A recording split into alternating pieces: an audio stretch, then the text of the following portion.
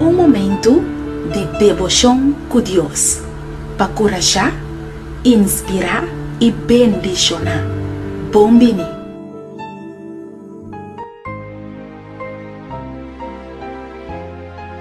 A meinta nos tem dia mais para nos meditar.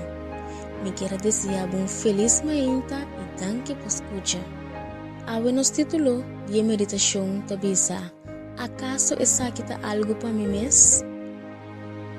E o texto está sacado fora de Jacobo 4, Jesus.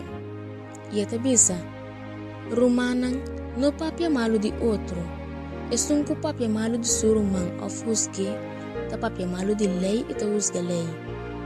E se abo ta husga lei, em vez de obedecer, bota hasibo mes juez ribaje.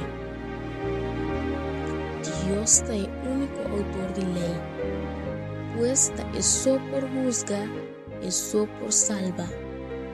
E seguro lo não queda contento, ora conosco busca outro.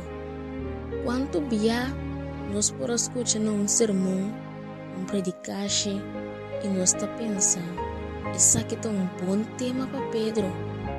De como, ora que mensagem de despertamento of correction, é bom para Pedro, pero maneira mensagem de fortaleza, se é bom para mim, me está buscando Pedro, sem que luta de vida está ribando.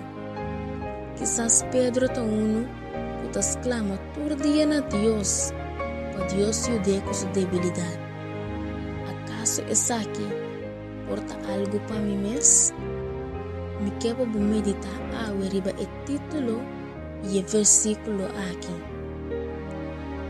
E láganos por basaca lo que Deus que bisa nos mes for de cada mensagem. Van stop de juzga e wak outro, van wak na Cristo.